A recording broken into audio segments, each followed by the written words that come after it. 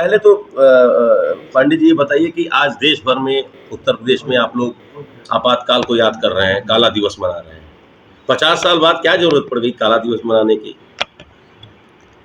देखिए, जो आपातकाल संविधान का दुरुपयोग कर लगाया गया था निजी स्वार्थों में, लोकतंत्र के हित में हर वर्ष भारतीय जनता पार्टी के लोग उसको समाज को जगाने के लिए कि ऐसी प्रवृत्तियों को फिर कभी मौका न मिले और अतीत के इस काले अध्याय को जनता के बीच संविधान के लिए, देश के लिए जागरूक बनाने के लिए यह आयोजन समय समय पर प्रतिवर्ष 25 जून को पार्टी करती है।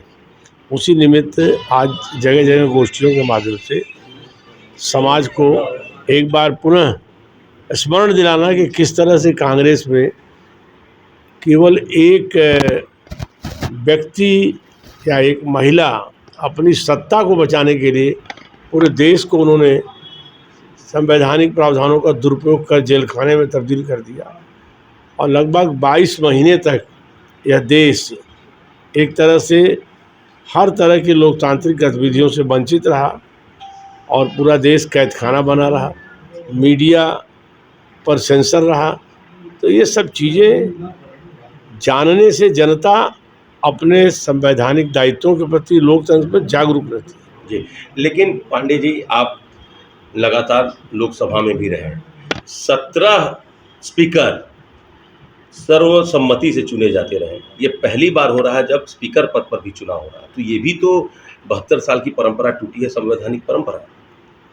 आमतौर पर सहमति से ही वहाँ पर लोकसभा स्पीकर चुने गए हैं।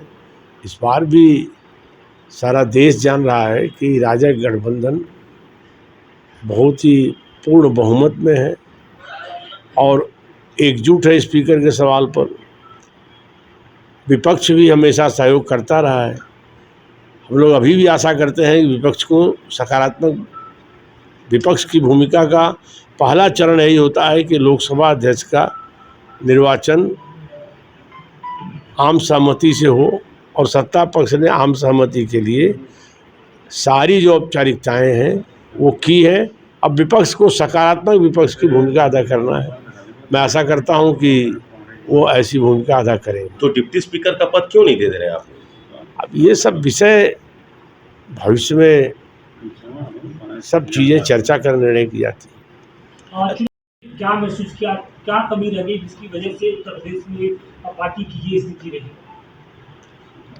एक ऐसा दुष्प्रचार, वह जैसे एक जर्मन के डॉक्टर गोबेल्स फार्मूला है कि 100 झूठ, एक झूठ को 100 बार बोला जाए तो कभी कभी सत्य जैसा लगने लगता है। तो संविधान की हत्या करने वालों ने एक ऐसा झूठ गढ़ा कि 400 पार सीटें भाजपा को इसलिए चाहिए कि वो संविधान बदल देंगे, तमाम तरह के कड़े कानून लागू करेंगे, आरक्षण हटा देंगे। यह दुष्प्रचार ऐसा नीचे तक पहुंचाया गया कि बार बार झूठ बोल करके हम उस दुष्प्रचार को सही आकलन नहीं कर पाए। यही वजह है कि भारतीय जनता पार्टी 19 का जो रिकॉर्ड था वो दोहरा नहीं पाई उत्तर प्रदेश में। बेलगाम नौकरशाही पर भी आरोप लग रहे हैं, जिसकी वजह से ये देखना पड़ा पार्टी को। आज भी हम लोगों ने देखा कि वाराणसी के लगभग 2 दर्जन से अधिक जो पार्षद थे उनका उन्होंने नगर का घेराव किया और जमकर नोकझोंक की हुई है। तो क्या एक ये भी मुद्दा रहा जिसकी वजह से थोड़ी सी ये चीज़ें कहीं कहीं कोई नौकरशाह का विषय, ये जनरल विषय नहीं है। कहीं कोई किसी व्यक्ति के गलत कदमों से संपूर्ण नौकरशाही पर आप टिप्पणी नहीं उठा सकते। कोई व्यक्ति यदि गलत है, नौकरशाह है या किसी भी रूप में, तो शासन में जहां हम लोग बैठे हुए हैं उसके कार्य व्यवहार, उसके किए कृत्य के आधार पर समीक्षा की जाएगी। जनरल में इसको लेना उचित नहीं है। चंदौली में तो आप मजबूत थे डॉक्टर साहब, कहाँ कमी रह गई?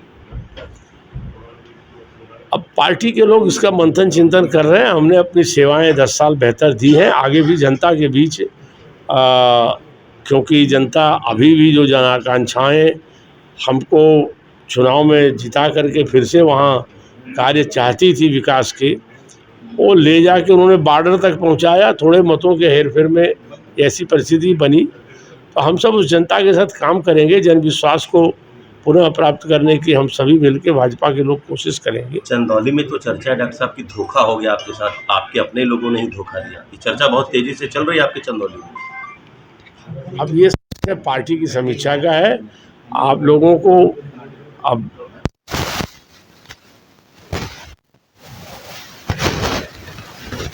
में आप नजर आएंगे या फिर पार्टी नेता और चंदौली नहीं, वो हमारे सम्मानित मुख्यमंत्री हैं, हमारे आदरणीय नेता हैं। मैं उनसे शिष्टाचार बस मिला था और उनको हमारे क्षेत्र में चुनाव दौरान अभियान के लिए आने के लिए भी धन्यवाद दिया।